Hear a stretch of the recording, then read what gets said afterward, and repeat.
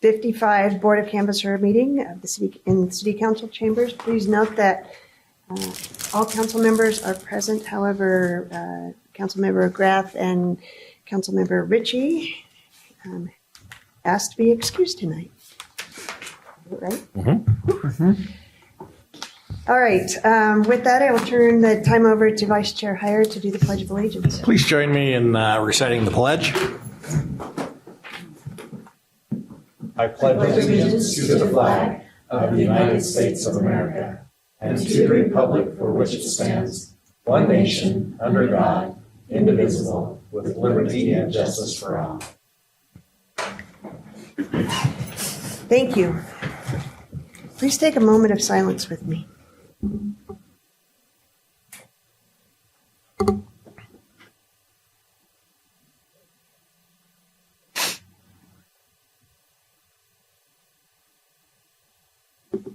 Thank you.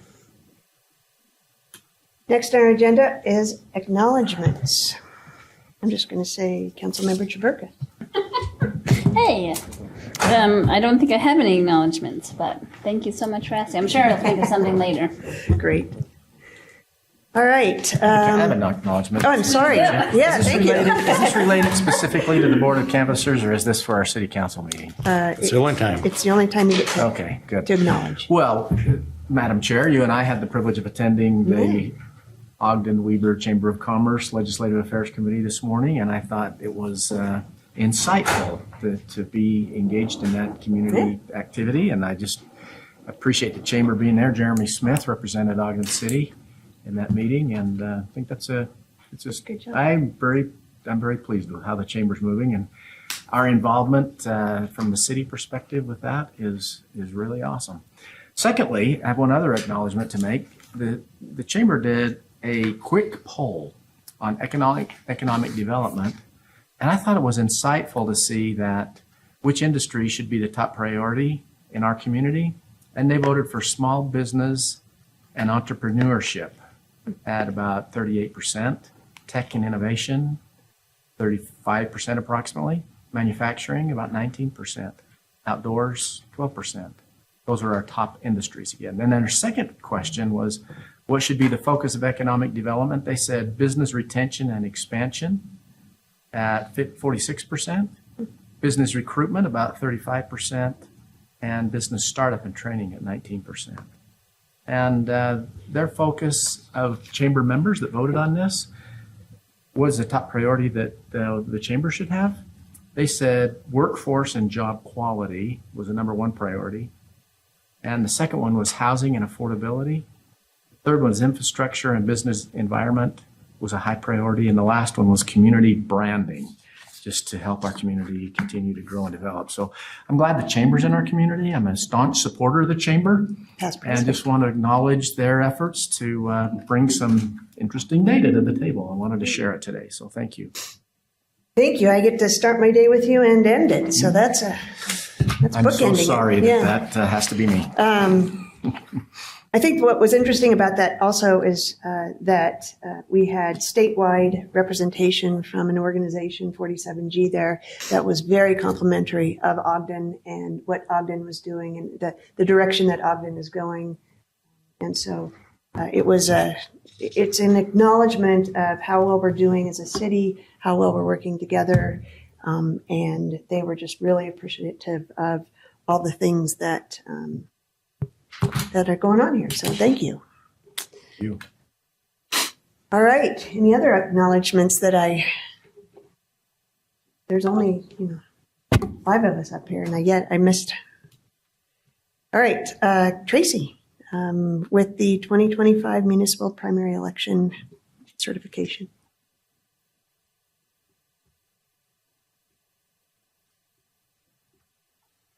Good evening. I'm here to share the results of the 2025 primary election and request that you certify those results.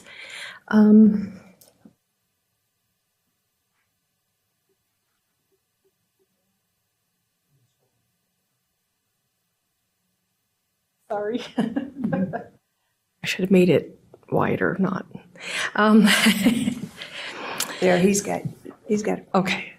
Still a little small. You have packets in front of you that have these same numbers in them, and they'll be available online after this meeting as well. So according to state code, the Board of Canvassers consists of the legislative body and the mayor, and that they're charged with declaring the candidates with the highest number of votes as nominated and certifying the vote totals. And the recorder is to prepare a report which shall contain the total number of votes cast, the name of each candidate who appeared on the ballot, each office that appeared on the ballot, the number of votes for each candidate from each voting precinct, the total number of votes given to each candidate, number of ballots that were rejected, and a statement certifying that the information contained in the report is accurate. So if you just take a look at the report, in the at-large seat, Alicia Washington and Marcia White are nominated. At-large B, Kevin Lundell and Bart Blair are nominated. There was a total, I was disappointed, I'm always a little disappointed in the turnout. There's 22%, although that was better than, they kind of track it throughout. It was better at the end, and it was pretty rough at the beginning. We had about a 6% average for the first 2 weeks the ballots had been out. So I was happy to see more return, but I'm discouraged by the 78% of people did not vote in our community, and I hope that people will participate in that opportunity. There were only 9 provisional ballots cast, and 5 of those were counted. The reasons the 4 were not counted were for insufficient ID for 2 of them, incomplete form, and there's one classified as other, which had to do with verification of citizenship. And then for ballots returned but not counted, I believe there's 103. So 86 were returned past the deadline. State law changed this year where the ballot had to be to the county before 8 p.m. Postmarks don't count now. So postmarks, that might have confused people a bit there. 7 signatures did not match the voter record. 8 were returned unsigned. There was an empty envelope, and then signed by someone other than the voter. The county gives each person whose ballot is rejected for any reason is given the opportunity to come and fix that. They're told what is wrong there and what needs to be done to solve that. They're called, they're emailed, and they receive a physical letter during that time period. So everybody does have the opportunity to cure their ballot. So these are the results, as well as in your packets are attached the specifics in the precincts. I think only one precinct, 41, is suspended. They don't provide those numbers because less than 10 people voted in that area. And then it's hard to make sure that people have a secure ballot that way. So those are results. If you have any questions, I can try and answer those. Otherwise, I would request that you certify the results of the election. All right. Any questions for Tracy? Well, I don't have any questions, but I guess I do have an acknowledgement now. Just to acknowledge all the people. Your time's gone. Yeah, all the people that ran for office. Now that I've been through that a couple of times, I understand how trying that can be, and appreciate people's willingness to that, and congratulate Chair White and Councilmember Blair for moving forward as well. Thank you. I would like to add, if I could, we were grateful to have 2 officers that helped escort us when we collected ballots this year. This is the first time we've had to do that, but for our safety as well as the safety of other election workers. So we were grateful for the Ogden Police Department being there to support us and help us with that too. So thanks for that. Yes. And it's unfortunate that we have to do that. it is, yeah. Well, I'd be happy to make a motion if there's no more discussion. Yep. I'll make a motion that we certify the August 12th, 2025 municipal primary election results. I'll second it. We have a motion by Councilmember Chaburka, second by Councilmember Myers to certify the municipal primary elections. This is a voice vote. All in favor? Aye. Any opposed? All right. That's a real bummer about those 86 votes that didn't get counted. I know. So we'll have to remember that for the general election. I think, it's hard because if you mail something even on the Saturday, before the Friday before. Who knows if it would get there in time? So to make sure you get those ballots in early. All right. Motion to adjourn? Second. We have a motion by Vice Chair Heyer, second by Councilmember Myers to adjourn. This is a voice vote. All in favor? Aye. Any opposed? All right. Moving on to the 6 p.m. City Council meeting. You ready? All right. Welcome to the 6 p.m. City Council meeting for August 26, 2025. Please note that all council members are present. However, Councilmember Graff and Councilmember Ritchie asked to be excused tonight. Up on our agenda is the approval of minutes for the closed session of May 20th, 2025. Councilmember Blair. Yes, thank you, Chair White. I have reviewed those minutes and found them to be accurate, and I would make a motion that we approve those minutes. Second. We have a motion by Councilmember Blair, second by Vice Chair Heyer. This is a voice vote. All in favor? Aye. Any opposed? All right, that passes. Next on our agenda is reports from administration. I think we have Chief Subi coming up. You're the man of the hour. Thank you, Council. I appreciate it. I'm here to speak on behalf of the proposed Ogden Municipal Code Title 10 amendment changes, particularly as it relates to an ordinance authorizing our ability to enforce traffic violations on Ogden School District property. So under state code 538604, there's a code that allows for a school district, in this case, Ogden School District, to request that we review that and potentially take on a city ordinance that would allow for us to enforce traffic laws and violations on there. And so the assistant superintendent brought that to the Ogden City School Board. They reviewed and unanimously supported the request to move forward with Ogden City to look at implementing a policy that would give the Ogden City Police Department the authority to have enforcement action on all school property within Ogden City itself. What that policy will add, it adds an ordinance 10-6-8, which is applicability to school district property. Again, I'll just read it so that it's on the record that pursuant to Utah Code annotated Section 53G 8604 as amended, any city ordinance related to the control of vehicular traffic, as well as any provisions of state code adopted as ordinance in this chapter, is adopted as regulation governing vehicular traffic and parking on all Ogden City School District property located within the corporate limits of the city. However, any provision of this imposes a penalty exceeding that which may lawfully be imposed under a city ordinance shall not be enforced. These traffic rules and regulations, along with their prescribed penalties, shall apply to traffic situations on Ogden School District property to the same extent as such property were a public street, road, or highway. So that is the ordinance that is being proposed, adopted, and what that ordinance will allow our Ogden City officers to enforce is Section 41-1A, which is the Motor Vehicle Act and License Registration portion of the code, State Code 53-3, the Uniform Driver's License Act of State Code 51-6A, which is where your traffic enforcement and traffic code is in moving violations, as well as 41-22, which encompasses off-highway vehicle and the registration associated with them and the violations that may occur with an off-highway vehicle. And then 41-12A, which is your insurance and financial responsibility portion. So this ordinance gives us the ability to enforce any of those actions that take place on school district property. The driving force behind this is safety of our school campuses, protecting our students who are on there, our staff that work at those locations, as well as those who visit the school district. I can't come to you and provide you data right now on what violations because we have no authority to enforce anything. And so effectively as it sits, violations can occur on that property and we have no legal authority to stop and even educate an individual who may be committing a crime on school district property. We just have no authority of that.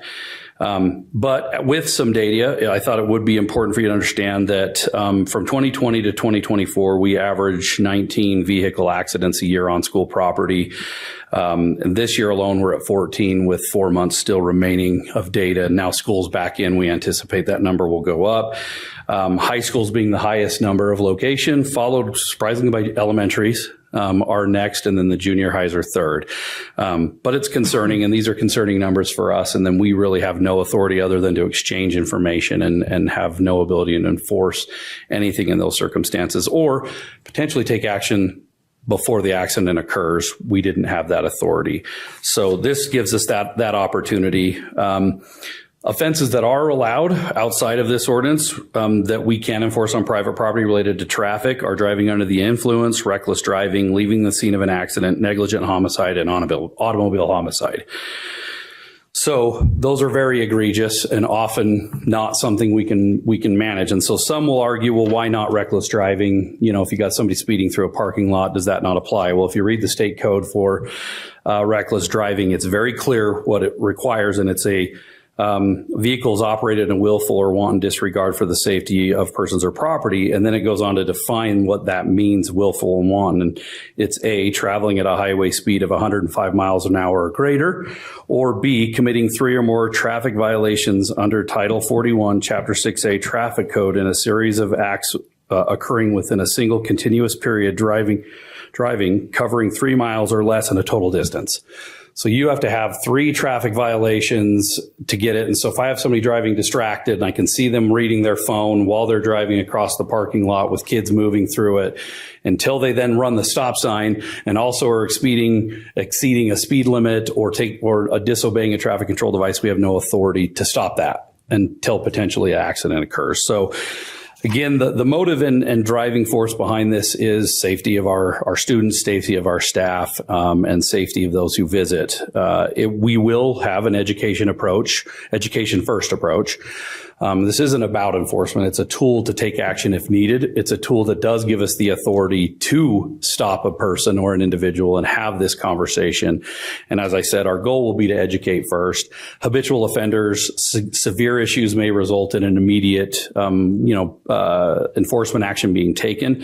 But we still plan with habitual offenders to work with the school themselves, addressing some of the issues through the school versus through court or through a ticketing process. I think we want our SROs and officers that may get involved in these to use what's appropriate, use common sense when making these decisions. And I think just simply the ability to stop somebody and have a conversation with them will go a long way for us. And so based on the Ogden School District's unanimous vote, I would request that we adopt this ordinance to allow us to do this type of enforcement. Thank you, Chief. Are there any questions for the Chief? No? Madam Chair, hearing none, I'd like to make a motion that we approve or proposed ordinance 2025-27, revising provisions to the Ogden City Motor Vehicle statutes. I'll second. We have a motion by Councilmember Heyer, second by Vice Chair Myers. Jeez. We didn't plan that. They're kind of close. Meyer combination. That's a unique thing. We have a motion by Councilmember Myers, a second by Vice Chair Heyer to adopt the proposed Municipal Code Title 10 amendments. This is a roll call. Myers. Councilmember Blair? Aye. Councilmember Chaburka? Aye. Councilmember Myers? Aye. Vice Chair Heyer? Aye. Chair White? Aye, that passes. Thank you, Chief. I appreciate the education first approach. That will help. So I assume that will be in effect as soon as you can get the Grand Jefe to sign it, huh? Okay. All right. Next on our agenda is public comments. This is an opportunity to address the council regarding any concerns or ideas on any topics. Please come up and state your name, and you have 3 minutes. Welcome, Laurel Lewis. You still got to say your name, though. I know. Nobody online? Laura Lewis, Ogden City resident. I'm here to talk about the rezoning of the property on 7th and Monroe. And I did listen to that presentation in the workshop, and it reminded me of something. It kept coming through my head as I listened to all of this, and something that my friend's mother used to say to us every time we got in her old Ford to go somewhere. She said, if you get in that car, you've got one foot in the grave and another on a banana peel. And that's what this project reminded me of. The more I listened to it, I thought, you've got as good a chance as making that work as winning the Publishers Clearinghouse sweepstakes. It has so many problems. I just can't see that by the time they get all those things approved, that this whole project could have morphed into something else. And then once it's rezoned, if this one fails, can someone else come in with another project and maybe not do something so well thought out?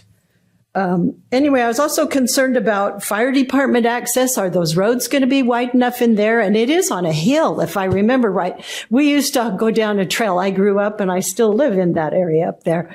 And I wondered about the fire department access in there. And also, one of those outlets for that development is right at the top of that steep hill on 7th Street.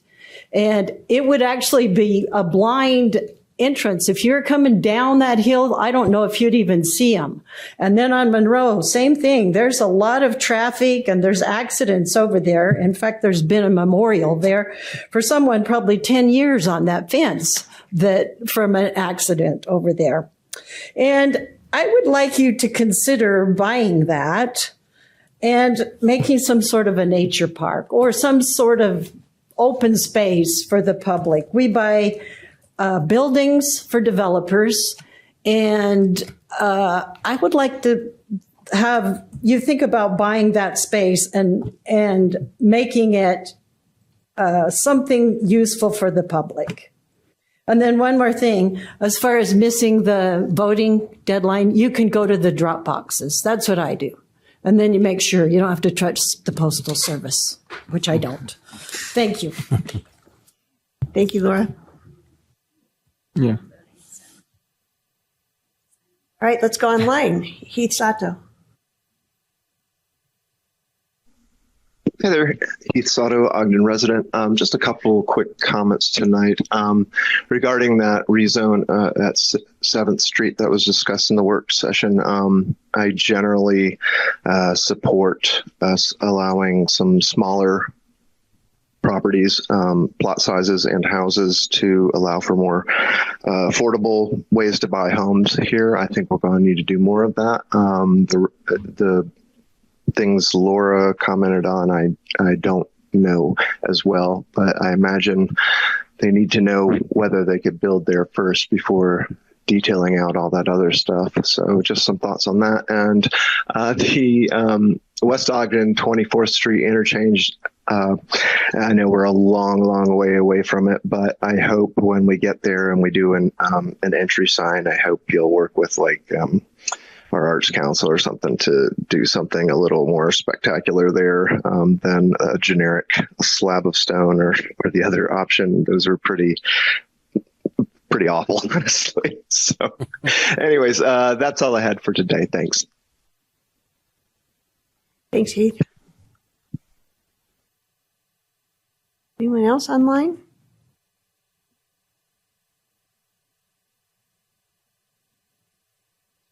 All right. Let's move to comments from the mayor then. I'm not super familiar with the details of the rezone. I will get familiar, but I wasn't in the work session. I was at an event for our police department, but still trying to figure out the Ferrari and the banana peel part. But I do know that building in Ogden is getting harder and harder because we just don't have easy spots anymore. That's kind of the theme of development coming from our planning group is be prepared to be innovative. We've got to be smart and strategic about our planning because we're just not a straightforward city. We're a built-out city, and we don't have big tracts of farmland to just kind of set simple, basic guidelines. But I'll take a closer look at it before next week and be more informed ahead of next week. Great. Thanks. Yep, thanks. All right. You still have like 30 seconds left in your 2 minutes. I'm just kidding.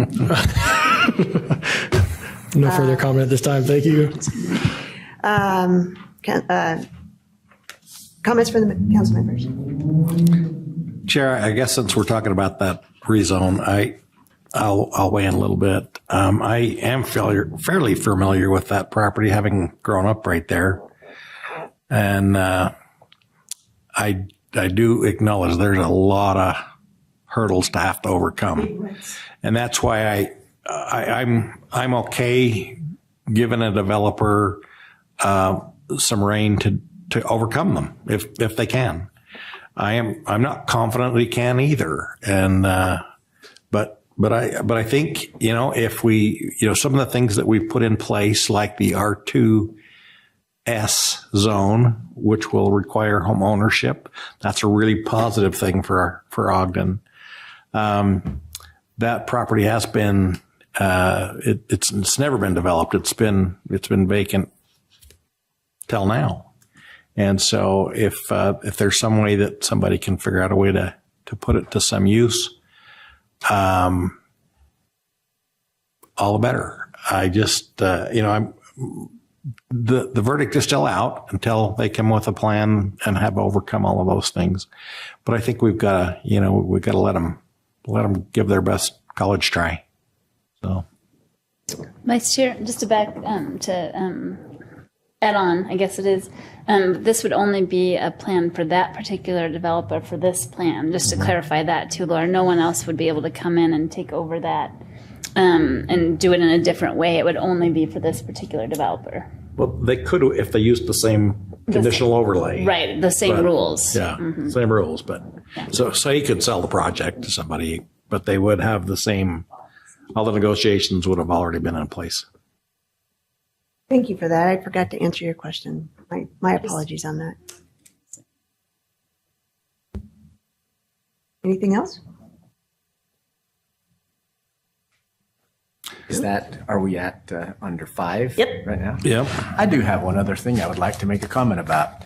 We just had the light shined on our city in a real beautiful way by a series of articles focusing on our mayor and Ogden City Airport and his leadership.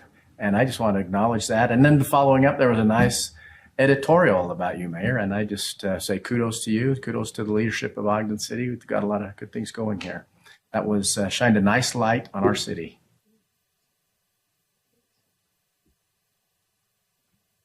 Anything else? Motion to adjourn. All right. Second.